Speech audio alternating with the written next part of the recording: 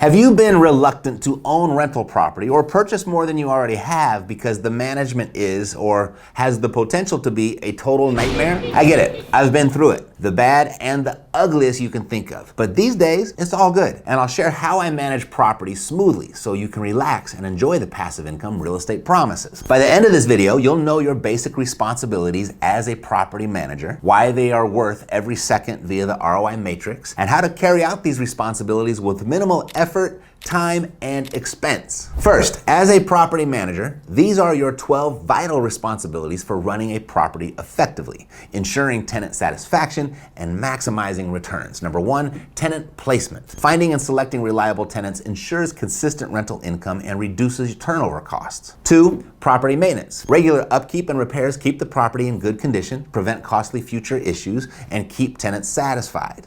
Three, financial management. Managing finances, including rent collection and budgeting, is crucial for maintaining profitability and ensuring funds are available for expenses. Four, legal and regulatory compliance. Following laws and regulations, it protects you from legal issues and fines, ensuring smooth property operations. Number five, tenant communication. Effective communication with tenants helps address concerns quickly, fostering a positive relationship and reducing conflicts. Managing a rental property, it can be tough. Finding reliable tenants, handling maintenance and repairs, and dealing with costly property issues and tenant problems can be overwhelming. When all you really want is for your rental property to attract reliable tenants who pay on time and handle maintenance efficiently so you can maintain the property's value and ensure a smooth, profitable return on your investment. Number six, marketing and advertising. Promoting the property, it attracts potential tenants, minimizing vacancy periods and maximizing rental income. Number seven, lease management. Creating and enforcing lease agreements sets clear expectations and protects both landlord and tenant rights. Eight, emergency response. Being prepared for emergencies ensures tenant safety and prevents property damage, maintaining a good reputation. If you find yourself at any time wanting to go faster or get some one-on-one help, take a look at reiace.com. Answer a few questions, and then just pick a time for us to hop on the phone and we'll brainstorm some ideas for those next steps. Number nine, vendor and contractor management. Working with reliable vendors and contractors ensures quality repairs and services, keeping the property in top shape. Number 10, record keeping. Keeping accurate records of transactions and communications, it provides essential documentation for financial management and legal compliance. Number 11, tenant move-ins and move-outs. Managing move-ins and move-outs smoothly reduces vacancy periods and ensures the property is ready for new tenants. Number 12, risk management. Identifying and mitigating risks protects the property and investment, ensuring long-term profitability, which is what we all want. And there's a lot here to do as a property manager, as you can see. And this exhaustive list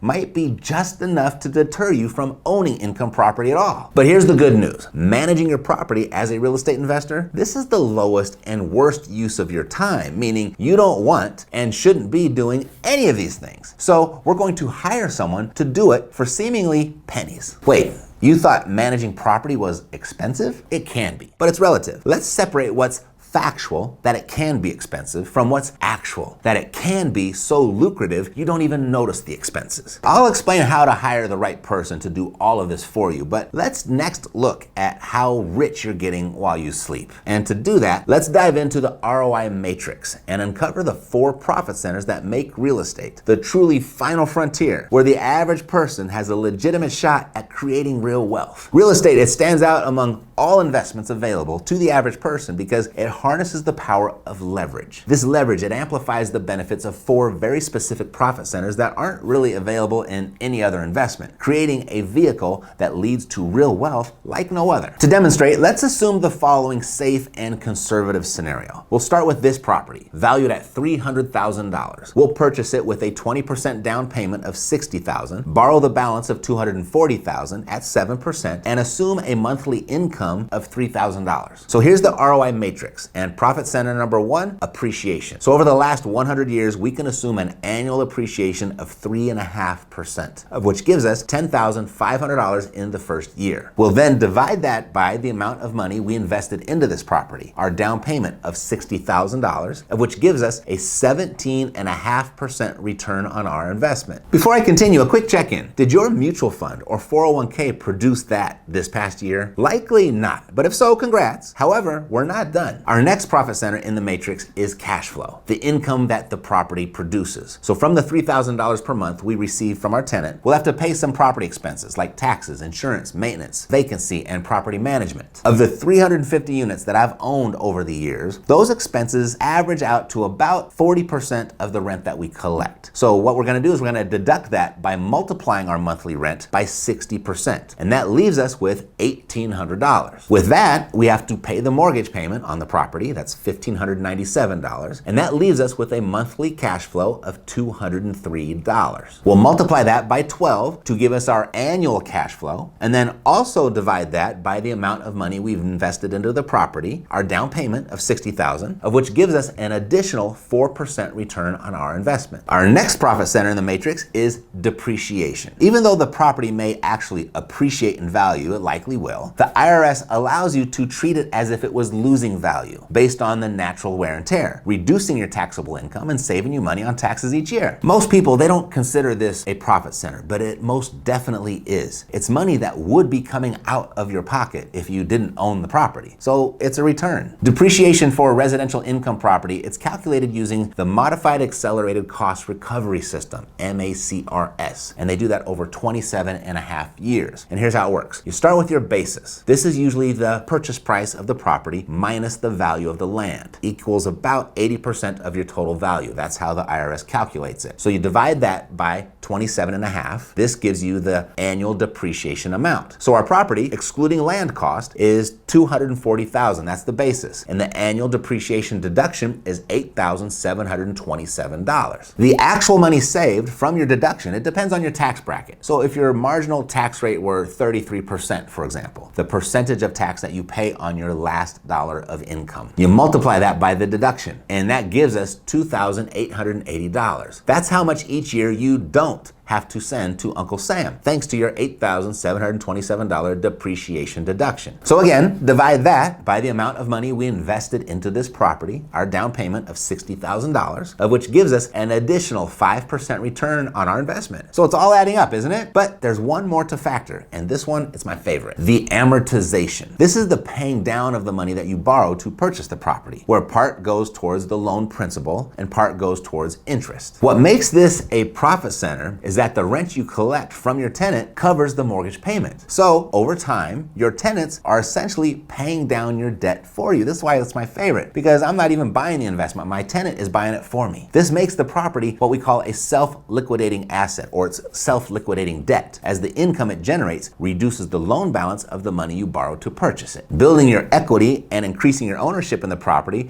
without you having to put in additional money. The property produces that money. When paying down a mortgage, most of the initial payments go towards interest, with only a small portion reducing the principal. However, as you continue making payments, the interest portion decreases while the principal portion increases. This means that over time, more and more of your payment will go towards actually reducing the loan balance, helping you build equity faster as the years go by. So I did the math up front, and in the first year, $2,649 of your payments were applied to the principal. But this is the smallest this number will be. Each year, it's gonna be a little bit more. But for the first year, it is what it is. So we'll also divide this by the amount of money that we invested into this property, our down payment of $60,000, which gives us an additional 4.5% return on our investment. When you add up all 4 profit centers, the total annual return on this one income property investment is 31%. Now, if by some freak act of God, your 401k produced that in a year's period, congrats. But as of the recording of this, the highest producing mutual fund over any 30-year period is the American Funds Investment Company of America. Since its inception in 1934, this fund has delivered an average annual return of 11.39%. And that's impressive, but it's not 31%. And this is factual and actual of how real estate is so lucrative that in hindsight, done right, you'll hardly notice the expenses and inconveniences of of property management. And as promised, that brings us to hiring the right person to take on our management responsibilities so we can focus on the highest and best use of our time, acquiring our next income property investment. So let me introduce you to the 10 commandments of managing property managers. These come from more than 15 years of personal landlord experience. I didn't read these in a book, nor are they regurgitated from some webinar or YouTube video. You're not going to hear these anywhere else. They came straight from the very expensive school of hard knocks. And I paid the tuition so that you don't have to. All right, so commandment number 1, thou shalt not hire an unlicensed property manager. Hiring a licensed property manager ensures they meet industry standards and legal requirements, protecting you from potential liabilities and ensuring competent management. So do as much due diligence on your property manager as you do on your investment properties. Commandment number 2, thou shalt interview at least 3 property managers prior to hiring one. Interviewing multiple managers, it allows you to compare services, fees, and experience, helping you select the best fit for your property needs and ensuring that you receive the best service. Even if you love your first interview, I mean, they just flat out knock you over and they answered everything correctly, still interview at least 2 more. You'll thank me for that one. Commandment number 3, thou shalt review all property management agreements, leases, and processes with the property manager prior to hiring. Reviewing these documents ensures clarity on the terms and conditions, preventing misunderstandings and ensuring that the management aligns with your expectations and legal standards. Don't skim through this like we typically do with other agreements in life. The fine print, though, in your property management agreements can be very costly should you need to move on from your property manager for any reason. Commandment number 4, thou shalt not steal a property manager's income by over-negotiating their fees. Fair compensation motivates property managers to perform well, ensuring they are dedicated and providing quality service, which benefits the overall management of your property. You see, your property manager is in control of your property's performance, and this is the last person on your team you want to build resentment with, especially if you're dependent on your property's income for your livelihood. Commandment number 5, thou shalt give preference to property managers that invest in real estate themselves. You see, managers who invest in real estate themselves, they understand the market and have a vested interest in property performance, which can translate into better management and investment advice. Commandment number 6, thou shalt be firm but fair and set clear expectations for your property manager. Clear expectations and fair treatment, it fosters a positive working relationship, ensuring that the property manager understands their responsibilities and performs to your standards. You're the boss. Commandment number 7, thou shalt hire a bookkeeper to maintain and monitor rent rolls and books. A professional bookkeeper ensures accurate financial records, which is crucial for tracking income and expenses, preparing taxes, and making informed financial decisions. I ask my bookkeeper to call the property manager upon receipt of each month's property management statement to ask a question about the statement, even if my bookkeeper already knows the answer. You see, the purpose of this monthly call is obviously to get any answers that we may have answered, but more so to let the property manager know that we're watching. Commandment number 8, thou shalt schedule a time once per month to review books. Regular reviews help you stay informed about the financial health of your property, catch any discrepancies early, and make timely decisions to optimize profitability. My bookkeeper intensely reviews each month's statement and notes anything of interest or concern before sharing it with me so that my time reviewing the books, it's minimal. Done right, and depending on the size of your portfolio, there should be no more than an hour per month to monitor your books and property's performance. You see, passive income, it doesn't mean uninvolved income. You have to participate a little bit to keep it passive. Commandment number 9, thou shalt diversify property managers. Because diversifying managers can reduce risk and ensure that you have the best team for different types of properties and enhancing overall management quality and performance. I make sure that each property manager knows that they're not the only property manager on my team. Not in a malicious or manipulative way or anything like that, but just to keep them on their toes and indirectly let them know that they are easily replaceable. And since making this a mandatory practice in each one of my markets, I almost immediately noticed performance rise and I saw expenses fall. Commandment number 10, thou shalt not ask property managers for favors or to work for free. Respecting their professional boundaries, it ensures a healthy working relationship. And that's really important, particularly with this team member, because it encourages managers to provide their best service and maintains their motivation. By following this commandment, this has significantly reduced my vacancy vacancy rate. By treating my property managers fairly with respect and fair compensation, I find that when a property does go vacant, because it happens, I tend to get the best tenants and I get them quickly. Now you know your responsibilities as a property manager, the value of assuming them, and how to delegate them so that the passive income from your rental properties is as passive as it can possibly be. So now that you have much more time to take down your next investment property, that's the highest and best use of your time, perhaps you want to use that time to get a bigger discount on it by finding real off-market gems. And that's why I made this video here for you to watch next. Otherwise, I'll see you next time. Thanks for watching. Take care.